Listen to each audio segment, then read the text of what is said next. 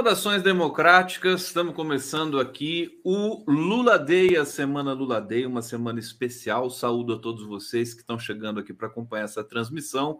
Já estou com os meus convidados aqui, diretamente da Itália, Fernanda Triossi e o nosso querido Gianfranco peraí, deixa eu ver o nome aqui. Coccari. A gente vai falar um pouquinho, a gente começa. Deixa eu só contextualizar esse evento para vocês, quer dizer, é um evento muito importante. Aliás, deixa eu só também dizer aqui que essa semana o Fernando Horta não vai estar conosco aqui, justamente porque nós estamos cobrindo esse evento internacional aqui, o Lula Day, na semana do aniversário do presidente Luiz Inácio Lula da Silva, que é 27 de outubro, que será uma sexta-feira. Hoje, dia 23 de outubro de 2023. Eu acho cada vez mais importante o Lula Day, porque ao voltar à presidência, o Lula ganha mais um pouco de dimensão, mais dimensão internacional ainda, justamente em momentos terríveis aí para o mundo, a guerra, o conflito ali em Gaza, a questão da Ucrânia e toda sorte de problemas internacionais que o presidente Lula tem legitimidade e uma vontade muito grande de colaborar com o mundo, e por isso ele é uma personalidade internacional. Então, hoje aqui a gente está celebrando essa questão, esse momento também que o Lula vive diante da cena política internacional, a despeito de qualquer questão, governo, partido, quer dizer, isso transcende, né? Como o Mandela Day, como o dia do Mandela, a gente tem o dia do Lula.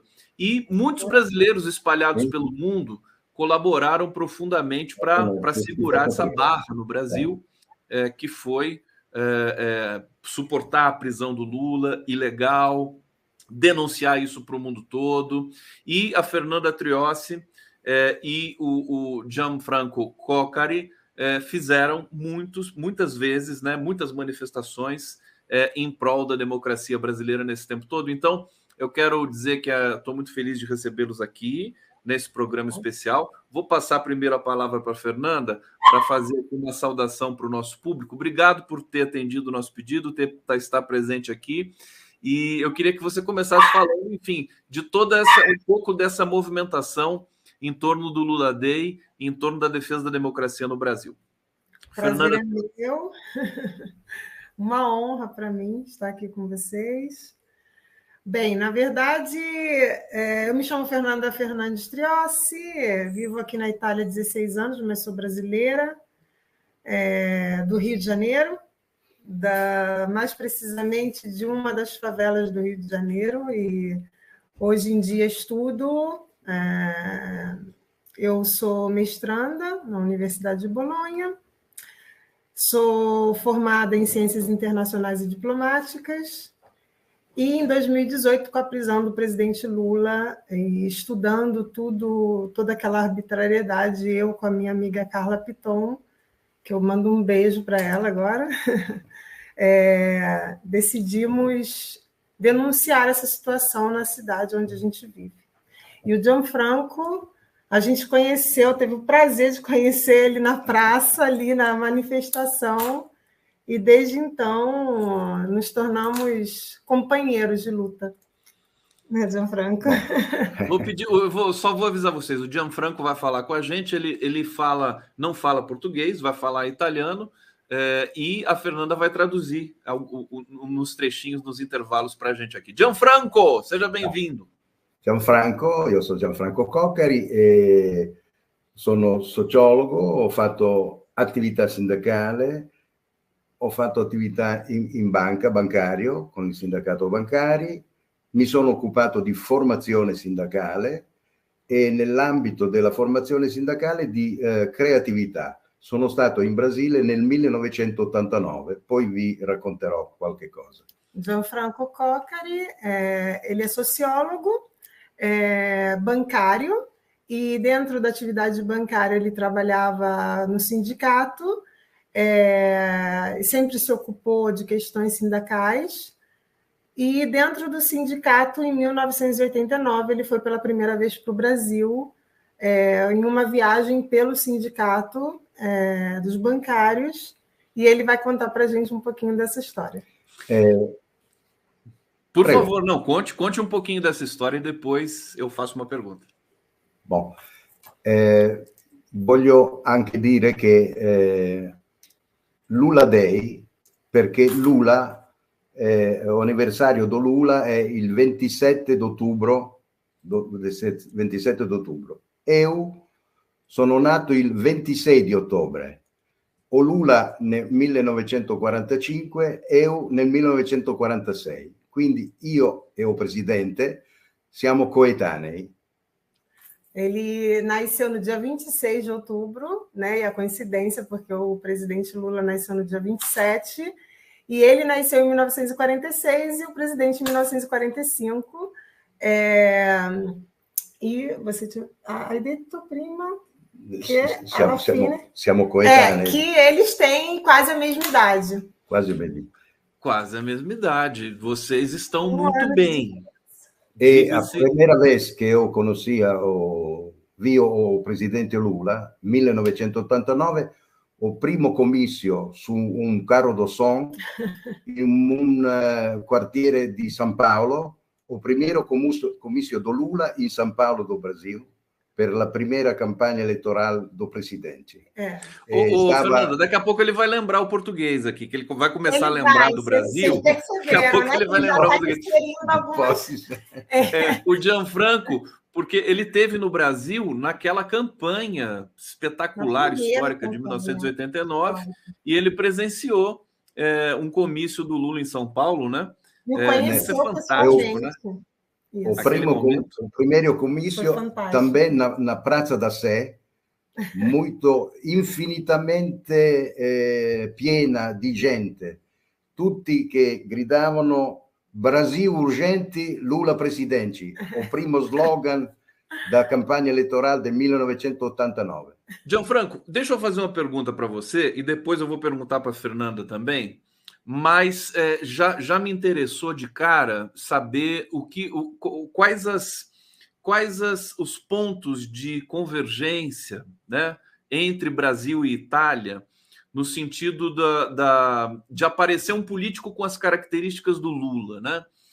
O Lula, uma figura única. Como é que você acompanhou isso, né, desde o momento que o Lula surgiu no mundo, né, para o mundo também, como sindicalista? Per l'Italia, con questa legame che c'è in Brasile e Italia. Então, allora, come sindacalista, sì, che è la cosa più... O sindicato dos metalúrgicos da Itália fizeram uma convenção com o sindicato, não ancora da CUT, o sindicato do ABC, do metalúrgico da ABC, no 1986, o sindicato italiano dos metalúrgicos da CISL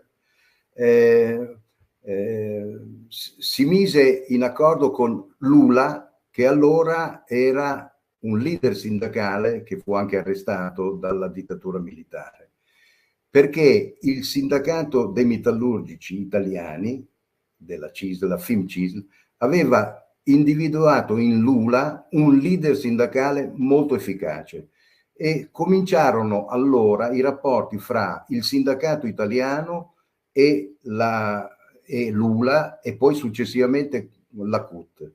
Io feci un viaggio nel Brasile per il sindacato italiano bancari assieme a un sindacalista dei metallurgici e a un sindacalista degli alimentaristi. Deixa eu só pedir, Gianfranco, agora acho importante a Fernanda traduzir nesse período para nosso público aqui poder acompanhar, claro. Depois ele retoma. Pode traduzir essa parte. O Lula ele foi individuado como uma figura muito importante ainda durante a ditadura militar pelos sindicalistas, que é um sindicato muito importante aqui na Itália dos metalúrgicos.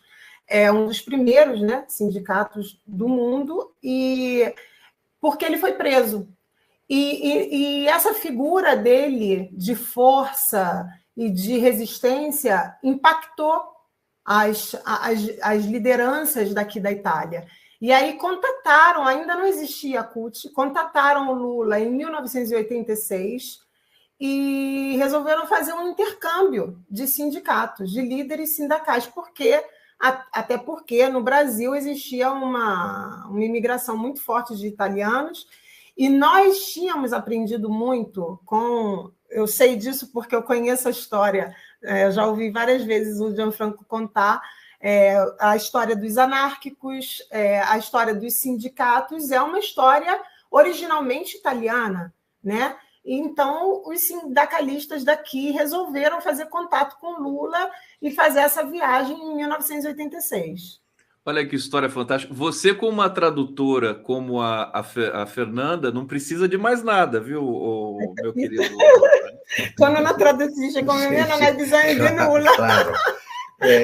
In questa occasione, nel primo viaggio del 1989, ho potuto conoscere Berzoini, Aloisio Mercadante, Jair Meneghelli, Gushi Ken, Vargas, João Vaccari ed altri rappresentanti sindacali molto importanti che, come tu sai meglio di me, dopo molti sono diventati ministri, insomma hanno assunto ruoli molto importanti dopo la prima elezione di Lula, la prima vittoria di Lula, diciamo. E quindi ho conosciuto persone e abbiamo avuto un interscambio di idee molto interessante, e come ho detto, questa possibilità che ho avuto mi ha consentito di dare un piccolissimo contributo all'avanzamento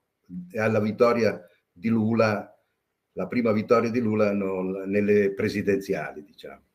Ele está dizendo que quando ele foi pela primeira vez, ele foi com uma viagem do sindicato em 1989, ele conheceu muitas pessoas que eram ainda todos sindicalistas, pessoas normais, que depois se tornaram ministros, nomes como Aloisio Mercadante, enfim, depois, na primeira presidência do Lula, se tornaram ministros, e que ele, durante a campanha de Lula de 2002, ele contribuiu, inclusive, com um intercâmbio de ideias para a vitória do partido do Partido dos Trabalhadores e, consequentemente, de Lula na primeira vitória presidencial, mas que ele acompanhou por todas as 4 vezes que o Lula... Pois muitos sindicalistas, né, ascenderam, e agora, inclusive, como é que é? Esqueci o nome do Marinho, ministro do Trabalho, o primeiro nome, é tanto nome na cabeça, também foi sindicalista. Eles estão lá nos postos importantes também. Eu vou pedir licença para o Gianfranco agora, vou fazer uma pergunta para a Fernanda, e a gente vai continuando aqui nesse papo. Fica à vontade, viu, para interferir, se lembrar de alguma coisa, uma lembrança. Eu vou pegar o comentário do Adilson Apiain aqui. Ele está dizendo: Lula é um gigante das possibilidades e saída de vias pacíficas e humanas, um ser humano do diálogo nas melhor referência da humanidade, mesmo com seus adversários. Sou um eterno admirador desse melhor estadista da atualidade. O mundo precisa de mais Lula. Essa característica é fantástica. O Lula, né, o resgate que ele fez, ele pessoalmente conduziu a repatriação de brasileiros em Israel nesse momento. Quase 1.500 brasileiros foram repatriados. O avião da presidência da República está aguardando no Cairo para buscar os brasileiros de Gaza. E não somente brasileiros. E não somente brasileiros. Fernanda, vou começar, quero saber um pouquinho da sua história. Olha, Fernanda, a biografia de ambos os convidados está aqui na descrição, mas eu vou falar da Fernanda e depois eu falo do Gianfranco também, que mencionou aqui em passagem. Fernanda Triossi, laureada em Ciências Internacionais e Diplomáticas pela Universidade de Bolonha, em 2018, com a prisão do presidente agora, né, Lula, organizou um protesto com amigos, criou o Comitê Lula Livre com amigos também, de Ravenna, na Itália, que é de onde eles estão falando, e passou, a partir daí, mobilizar um ativismo muito forte. Conta um pouquinho dessa história para a gente, Fernanda. Então, antes de mais nada, eu quero mandar um beijo para as minhas amigas que sempre participaram desse ativismo comigo, Carla Piton e a Judita, Porque sem elas, eu acho que sozinho a gente não constrói nada, né, Conde? Sozinho, as ideias são só ideias e os sonhos são só sonhos. Enfim, eu tenho muito orgulho das minhas origens. Eu sou uma menina nascida e criada em Barros Filho, uma das favelas mais perigosas do Rio de Janeiro. Eu amo a minha favela e não tem essa de dizer comunidade, porque da onde eu vi a gente diz favela e diz com orgulho. Eu conheci meu marido há 17 anos atrás no Rio de Janeiro e 1 ano e meio depois de namoro eu vim morar na Itália com ele e depois nos casamos, enfim. Voltei a estudar porque na minha época de adolescência a gente não tinha oportunidade de estudar. E não na faculdade. Eu lembro quando eu passei para a UFRJ com 17 anos e com muitas lágrimas nos olhos eu tive que ouvir o meu pai... ver, porque o meu pai não conseguia falar. Chorar, porque ele não podia me manter na UFRJ e fazer direito 2 turnos. Eu já trabalhava desde os 16 anos, então, enfim, não por hobby, a gente trabalha para ajudar a pagar as contas de casa. Enfim, voltei a estudar agora, 35 anos, com 35 anos, agora já vou para os 43, e não tenho vergonha de dizer a minha idade. E muito legal, porque eu comecei a fazer ciências políticas internacionais e diplomáticas na Itália. A história que a gente não conhece, que a gente não estuda no Brasil. E aí eu comecei em 2017, setembro de 2017, em 2018 acontece aquilo já, em 2016 eu já estava bem... Eu sempre amei política, então eu sempre fui muito bem inteirada, eu sempre... fiz a minha forma de ativismo, eu não sou filiada a nenhum partido, mas eu sempre levei avante o que eu acredito, sabe, Conde? E aí, em 2018, quando eu vi a notícia, eu liguei para a Carla e falei, amiga, a gente tem que fazer alguma coisa. E 3 dias depois da prisão do presidente, a gente resolveu fazer o Lula livre, porque já tinha um movimento já em vários países, no Brasil. E aí a gente falou, e agora? Porque aqui você tem que pedir autorização, então a gente foi na DIBS, pediu autorização e tal, e fizemos a manifestação na praça, e conhecemos pessoas maravilhosas, né? A coisa mais linda do mundo, conhecer gente, porque é o que eu te falei, a gente não é filiada a nenhum partido, mas a gente acreditava que aquilo era uma injustiça, e lendo... Eu estava fazendo direito constitucional comparado, direito internacional na universidade, a gente estuda tudo isso. E muitos professores me indagavam sobre isso. E aí, o que você pensa? O que você vai fazer? Você vai ficar com as suas ideias aí na sua cabeça ou você vai fazer alguma coisa? E aí eu falei, pode ser só eu e você, né, amiga, na praça, com uma plaquinha, mas... Deixa um suspense para completar essa história ainda na sequência, porque, enfim, tantas coisas vão aparecendo nas nossas lembranças, nossas memórias. Eu estou aqui também rememorando muita coisa e lembrando também que na Itália não é nada fácil, né? A política italiana e a cena, né, política na Itália é algo também que é tão intenso como no Brasil, com os seus problemas também. Eu vou voltar para o Gianfranco um pouquinho, pedindo para o Gianfranco dizer para a gente o que mais te chama a atenção na cena atual do mundo, né? Nesse circuito diplomático, da atuação do presidente Lula. Como é que você vê e como é que você acha que os italianos veem isso? Se der para você falar um pouquinho sobre isso. Cosa pensi dello scenario attuale, la posizione di Lula nel mondo e secondo te come vedono gli italiani questo? Tá. Allora, io acho che il presidente Lula può avere la possibilità di riuscire a fare un congiunto di paesi non allineati per poter promuovere un'iniziativa di pace sia per quanto riguarda la guerra fra l'Ucraina e la Russia, che per quanto riguarda l'attuale conflitto fra la Palestina e Israele. Perché così come per quanto riguarda gli aspetti economici del Mercosur, del BRICS e così via, il Brasile può essere un aggregatore di altri paesi non allineati e, essendo non allineati, possono avere parola nel mettere le due parti a confronto, facendo loro da mediatori. Quindi io vedo in Lula um possível mediador de paz.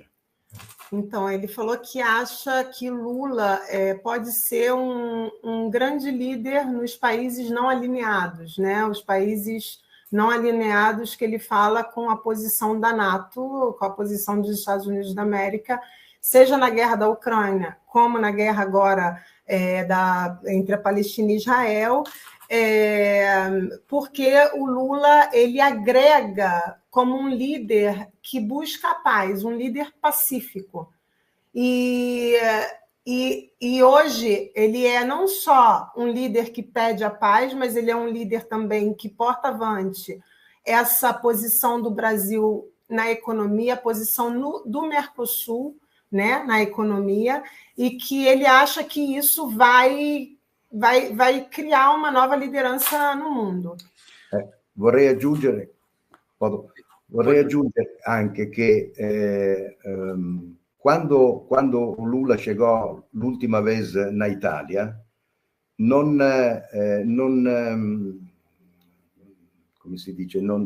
si presentò al primo ministro attuale, ma al Presidente della Repubblica.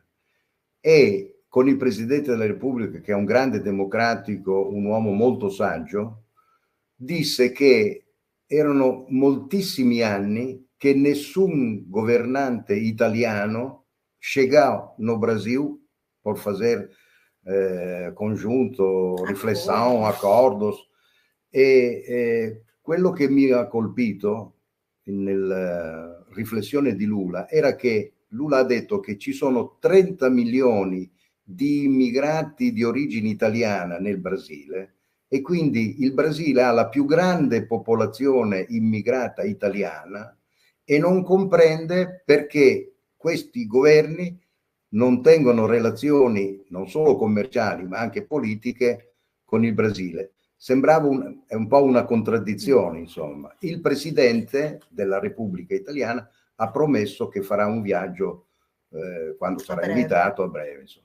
Ele está falando que quando Lula veio na Itália, após a sua última eleição, ele não foi conversar com a premier italiana, mas sim com o presidente da República, né, que nós somos uma república parlamentarista, e ele disse que ele ficava muito incomodado com o fato do Brasil e a Itália não terem mantido relações nos últimos anos, porque são muitos anos que um representante da Itália não vai ao Brasil, né, como uma visita oficial. Não temos mais tantos acordos, nem comerciais e nem culturais, ultimamente. E o presidente da República, Mattarella, prometeu a Lula que iria no Brasil em breve, e que ele também sentia a falta disso. Perfeito. Vou pedir mais uma vez licença para o Gianfranco. Vou passar agora para a Fernanda mais um pouco. Eu disse que ia apresentar aqui a biografia do Gianfranco, né? O Gianfranco Coccari, formado em Sociologia, membro da Associação Cultural Createca, que é a Oficina de Ideias, e Macondo, Associação de Encontro e Comunicação entre os Povos.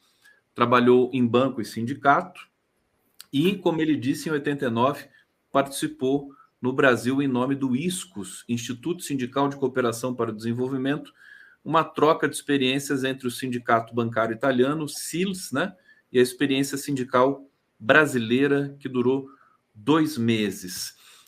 Deixa eu destacar aqui uma questão que me chamou muita atenção. Primeiro, a Itália e o Brasil tem uma conexão, para mim, tão forte. Eu que moro aqui no interior de São Paulo, quer dizer, tanto, inclusive o português brasileiro, isso eu estudei lá na Unicamp, com a linguística, ele tem uma semelhança prosódica com o italiano, muito mais do que com o português europeu. O italiano. Tanto que a gente tem o samba italiano do Adoniran Barbosa, que é uma maravilha. Então, a conexão do povo italiano com o Brasil é muito forte e está aquém das relações diplomáticas, de fato. E eu me lembrei também, Fernanda, deixa ela traduzir para o... diplomática. Eu me lembrei também que o Lula, quando foi para a Itália, ele foi ao encontro do presidente, mas a Giorgia Meloni convidou para se encontrar, e eles se encontraram, e foi muito bacana o encontro dos dois, por incrível que pareça, né? Vocês acompanharam? Sim, sim. Na verdade, aqui na Itália, ela recebeu um pouco de pressão, né? Porque o Lula, ele é o nome da vez nas relações internacionais, no G20, na ONU, nas instituições internacionais espalhadas pelo mundo. O BRICS é a instituição do momento, então, assim, ela recebeu um pouquinho de pressão, porque ela ainda não tinha convidado o Lula, e foi tudo feito da noite para o dia. E foi bem legal, porque todo mundo esperava que isso não acontecesse, todo mundo esperava que teria sido uma coisa um pouco formal, mas não foi assim, porque o Lula ele tem essa magia, né, esse carisma, que eu acho que até a Giorgia Meloni ficou admirada com o carisma. Ficou admirada, a gente percebia isso nos olhos dela, no sorriso dela. É o Macron que ficou fã do Lula, Macron, todo mundo. Só o Sunak que tem mais cuidado aí, porque o próprio Olaf Scholz, né, também quis se encontrar. Ele foi ao Brasil, né?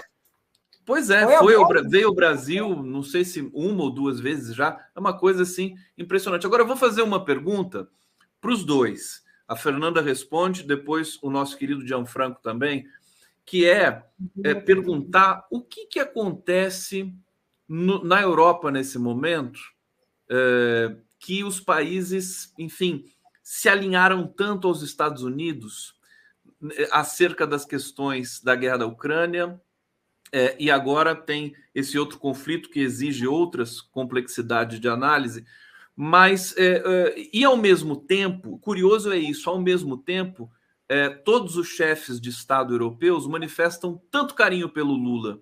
Não é uma contradição? Sim. Como que você responderia a isso, Fernanda?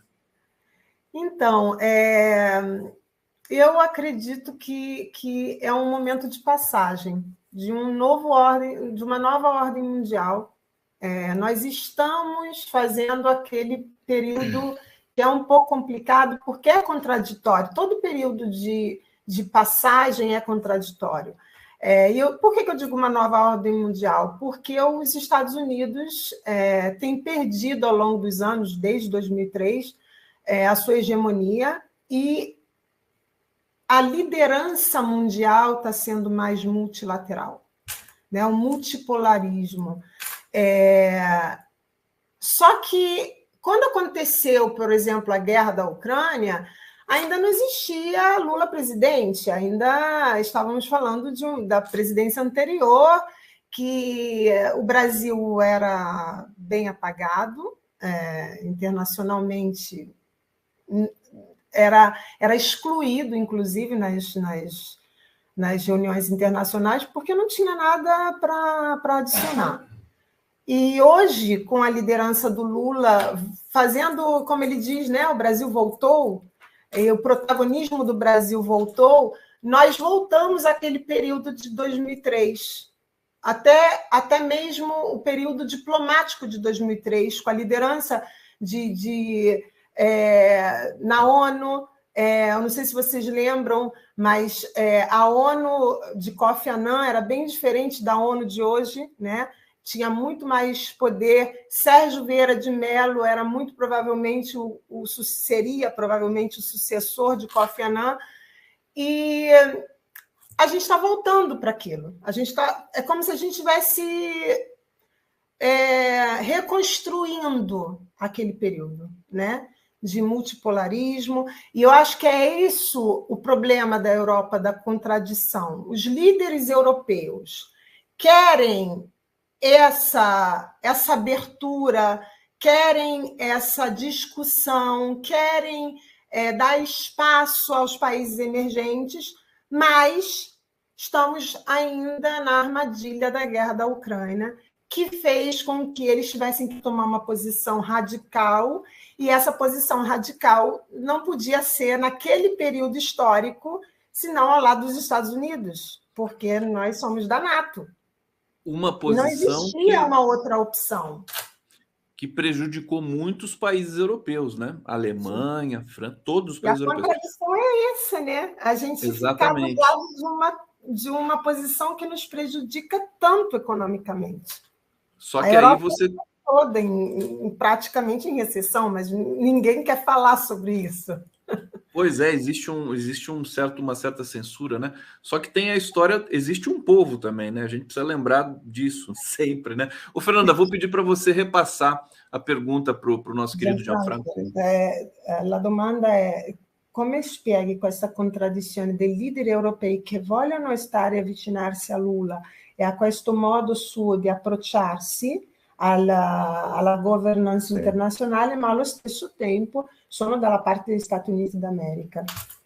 Io penso che Lula ha la caratteristica di Lula, almeno questa è l'idea che io mi sono fatto, diciamo, è che Lula è un promotore di visione e promotore di un modo diverso di fare politica.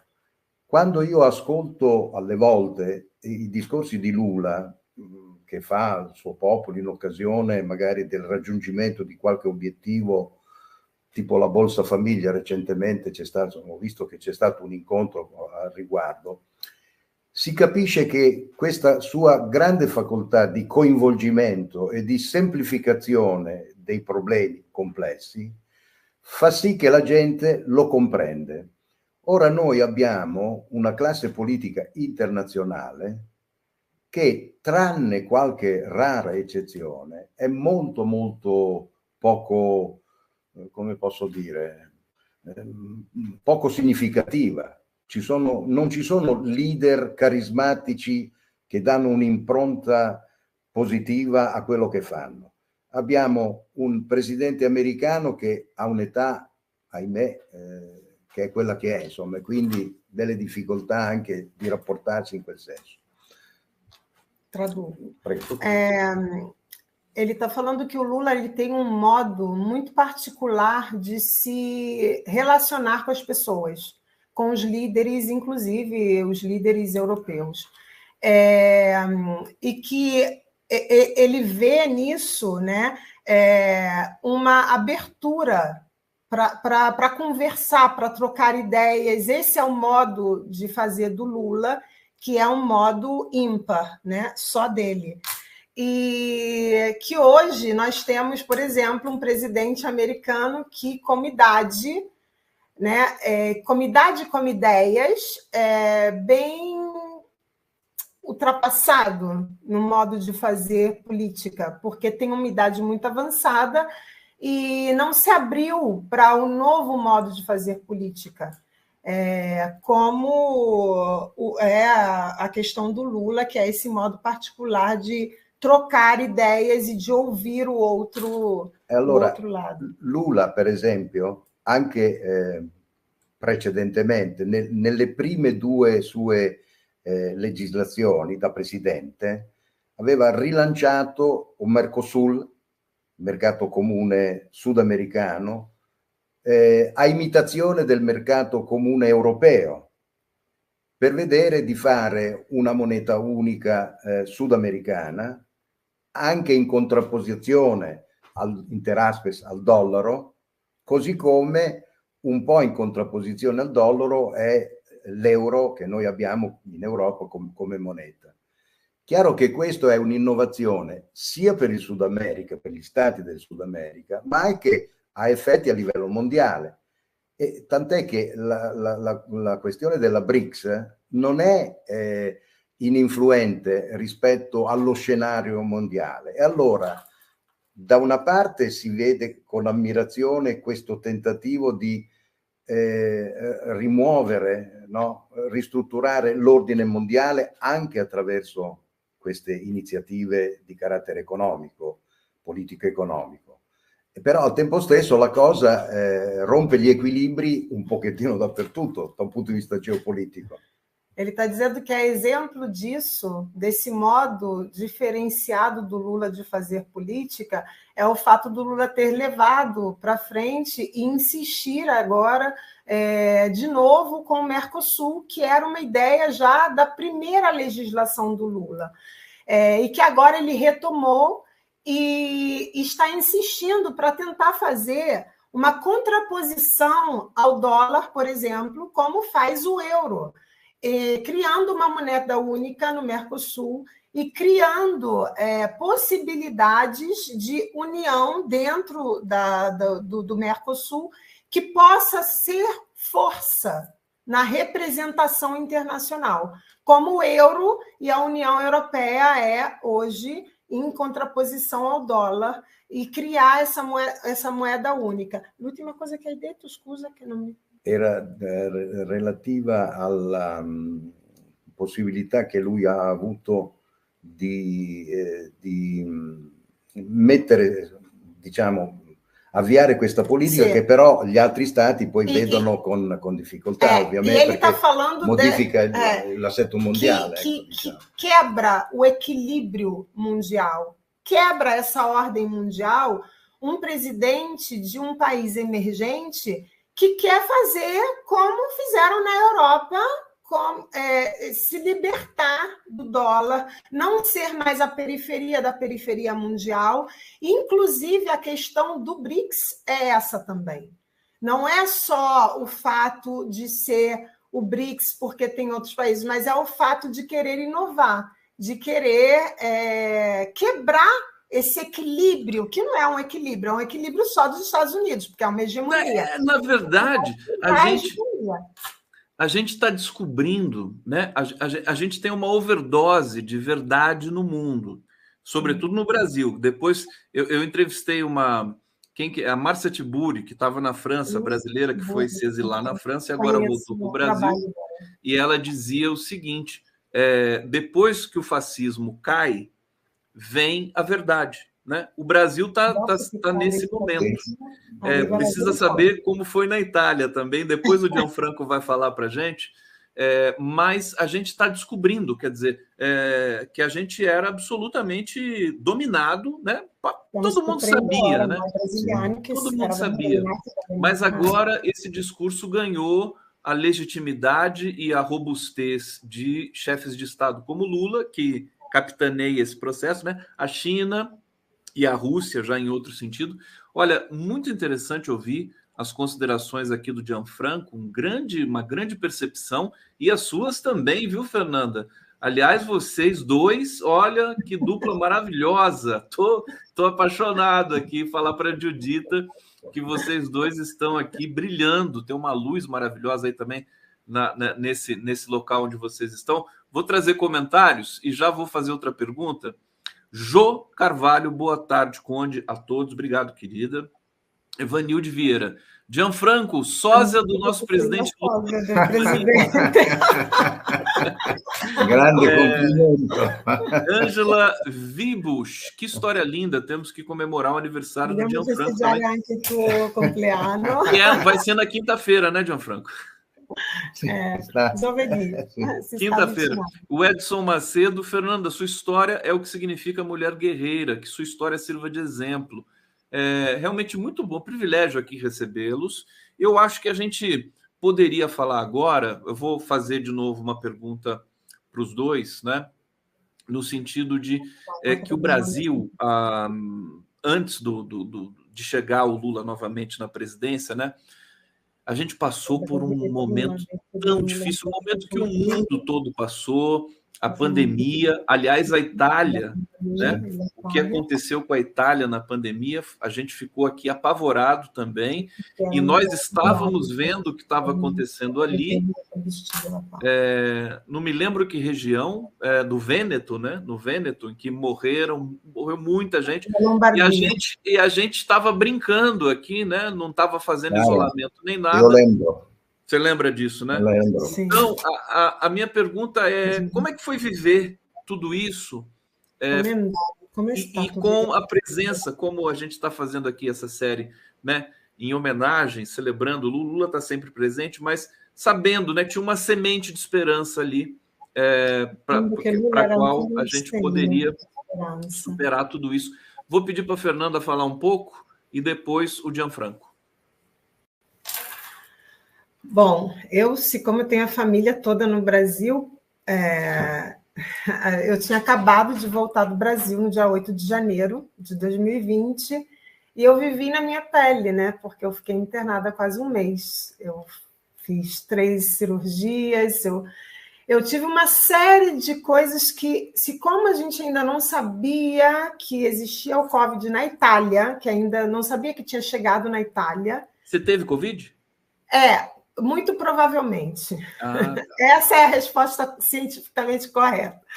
Porque no dia 31 de janeiro, eu caí em febre e no dia 1º de fevereiro eu já não levantava mais da cama. No dia 2 eu fui internada, não com febre, mas como eles chamam aqui focolaio. É como se você tivesse com uma pneumonia muito forte.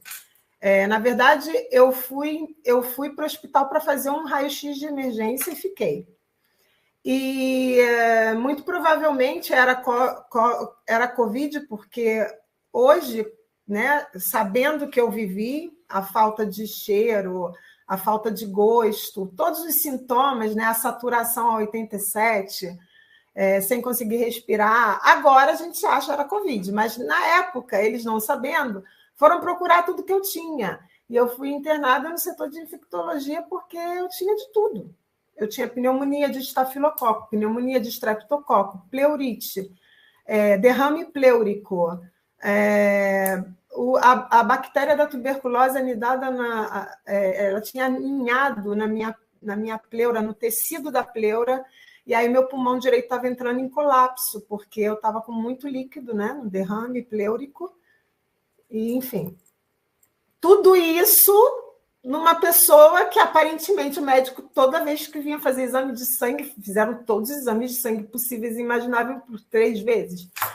E por 20 dias, quase, ninguém descobriu o que eu tinha. E, enfim, eu tinha tudo isso, no final das contas. Mas ninguém sabia o porquê uma pessoa aparentemente saudável. Eu sou uma pessoa que eu pratico esporte, um esporte bem pesado, né? Que agora é moda no Brasil, né? Eu faço crossfit, então ninguém entendia como é que eu tinha caído assim em 2 dias. Mas, enfim, muito provavelmente era Covid. Eu saí do hospital 3 dias depois que encontraram o primeiro paciente em Codogno, como você disse, no norte da Itália. E foi terrível, porque eu vi as pessoas no Brasil viverem como se nada estivesse acontecendo. Mas todo mundo subestimou, né? A Itália também. Né? Mas a Itália, no dia 3 de março, foi fechada. Assim, eu não sei, Conde, se as pessoas no Brasil têm noção do que é isso. No Brasil, você ficava em casa se você quisesse. Aqui, você não podia sair nem que você quisesse. A gente ficou 3 meses trancado dentro de casa. Tem a lixeira aqui tem todo o lixo é separado, né? Tem todo o papel, plástico. Fica a 100 metros da minha casa. Eu não podia ir ali botar o lixo, jogar o lixo. Não podia fazer compra sem um papelzinho que eu tivesse assinado dizendo que eu saí de casa e entrava em casa tal hora. Eu nem podia mesmo, porque eu não podia sair de casa, porque eu saí do hospital e fiquei em casa mais 20 dias em isolamento. Fernanda, eu vou pedir para você, eu vou pedir para o Gianfranco responder agora essa questão, porque o nosso tempo daqui a pouco vai acabar. E se o Gianfranco puder falar um pouco, assim, quer dizer, do sentimento do que foi, né, politicamente, viver a Covid. Vivere il Covid durante il periodo del Covid. Sì. Ma io personalmente credo che di fronte a un evento così impensabile, così grande, così sconosciuto, il governo italiano e in particolare il ministro della Salute, Speranza, si sia comportato bene in una situazione molto difficile, abbastanza ben consigliato anche dall'equipe medica e tecnica, e quindi questo ha consentito all'Italia di avere meno morti di quanti potevano esserci. Io rimanevo veramente allibito e sconvolto invece da vedere il Brasile di Bolsonaro, il quale assolutamente diceva che non c'era problema, che tutto andava bene, e io credo che lui sia responsabile indiretto in questo caso, ma diretto per il ruolo che aveva, della morte di molti più brasiliani di quanti potevano essere se avesse seguito, come noi abbiamo fatto e come giustamente diceva Fernanda, una situazione rigida che però ci ha consentito di superare queste difficoltà. Traduco. Ele disse que ele acredita que o governo italiano, diante de uma situação tão extrema como foi a da Covid, tomou a decisão certa, principalmente na figura do ministro da Saúde, ministro Esperança, muito bem auxiliado por técnicos médicos, toda a equipe técnica que tinha por detrás do Ministério da Saúde, e que ele ficava apavorado de ver que a presidência do ex-presidente, difficile dire il suo nome, io faccio fatica. Inominável. O inominável, tomando todas aquelas decisões que para ele, para nós, era uma coisa impensável, e que, inclusive, ele acredita que ele pode afirmar com todas as letras que o ex-presidente foi responsável por muito mais mortes do que o que poderia ter sido, né? Se tivesse tido uma gestão responsável daquele momento do Covid, como foi aqui na Itália. Eu não sei se o Gianfranco vai completar ainda. Gianfranco c'è qualcos'altro da dire? Su questa questione, sì. Ma l'unica cosa che aggiungo è che ovviamente i partiti dell'opposizione avevano tutto l'interesse a denunziare la politica che il governo, la giusta politica che il governo faceva, e questo lo facevano soltanto per avere più voti elettoralmente da parte di un elettorato che ovviamente viveva una situazione, come diceva Fernanda, difficile, però necessaria. E in questo senso la destra, in particolare il partito della Lega, ma non solo, anche quello dell'attuale presidente Meloni, hanno contraddetto continuamente le iniziative che prendevano i governanti, cercando di sminuire la loro iniziativa, insomma. Quindi questo è stato un po' un problema, ecco. Ele está falando que a direita e a extrema-direita, né, o partido da Lega, que é a Lega Norte, e o partido da Premier agora, que é Fratelli d'Italia, tinham todo o interesse em criticar o governo italiano e em criticar as ações do governo, ações que eram corretíssimas, mas que fizeram um grande peso em cima do sofrimento que as pessoas tinham, até pelo fato de terem que ficar trancadas dentro de casa, né? Porque isso gerou um grande sofrimento psicológico, inclusive, né, na população, e tanto fizeram que conseguiram ganhar a eleição em cima dessas críticas, que, na verdade, o governo estava agindo beníssimo. Oi, desculpa, o que você falou? Na verdade, o governo estava agindo muito bem, o governo da época, informava que era o governo do Conte e da Esperança, todos os dias. Sim. Eles exploraram essa questão, né? Sim. Olha, gente, eu quero dizer que é um prazer tão grande receber vocês aqui para a gente estrear esse momento Lula Day no mundo. Acho que vai ser um crescente aqui, até chegar a gente até a gente chegar no dia 27. Agradecer demais, Fernanda. Incrível o seu trabalho. Vou te convidar outras vezes aqui para a gente conversar. Eu quero só fazer uma coisa assim. Fique à vontade. Eu estou muito orgulhosa do meu país, do presidente Lula. É muito lindo ver os esforços que ele tem feito pela paz, não só na Ucrânia, como ele tentou na reunião da ONU, mas agora, nessa última resolução do Brasil, foi muito lindo ver que mais de 50 países apoiaram, né, a resolução do Brasil, que 12 países votaram a favor, e é muito triste, né, que essa resolução não tenha passado, que vidas estão sendo perdidas. É muito triste o que aconteceu no ataque terrorístico a Israel. É muito triste o que Israel hoje tem feito contra os palestineses que não são representados pelo grupo Hamas, mas é muito bom a gente saber que a gente está tentando, como país, como povo brasileiro, na representação da nossa diplomacia brasileira, que é gigante, sempre foi, e do nosso presidente Lula, que tem tentado salvar vidas, que tem mandado avião, que pega brasileiro, família do brasileiro, outros cidadãos de outros países, como os cidadãos argentinos, uruguaianos, enfim. Isso é muito bom. Muito bom. A gente voltou. O Brasil voltou. Voltou, não, a gente voltou a ter orgulho de ser o que a gente é, né? Sim. De ser brasileiro. Querido Gianfranco, quer deixar uma mensagem final? 1 minuto.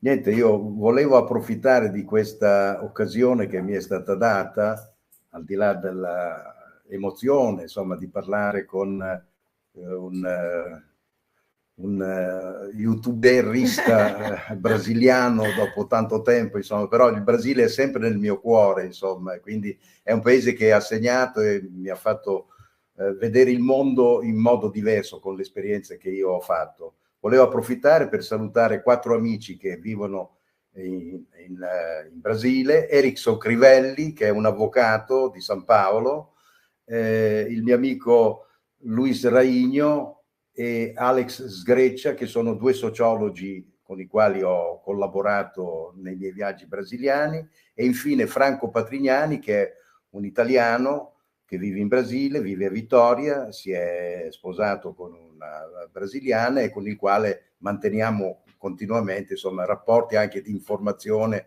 e di interscambio di notizie. Quindi grazie anche a te per l'opportunità, Gustavo, che mi hai dato di ritrovarmi con amici brasiliani. Muito obrigado, companheiro e amigos. Obrigado. Vamos ver a tradução. Essa oportunidade para salutar os amigos que ele citou e agradecer a você. Ele falou que se sente muito honrado de ser entrevistado por um youtuber brasileiro e que ele traz o Brasil no coração.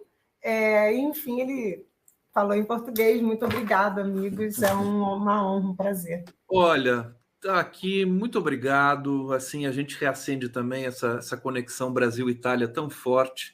Esse primeiro episódio, esse primeiro momento aqui do nosso Lula Day. Obrigado a todos que acompanharam, pelo carinho, pelo engajamento. Obrigado à TVT, está nos retransmitindo aqui em TV aberta para a Grande São Paulo. Fernanda Triossi, Gianfranco Coccari. Grazie mille. Muito bem. Até logo. Até a próxima para vocês. Obrigado, Até a gente. próxima.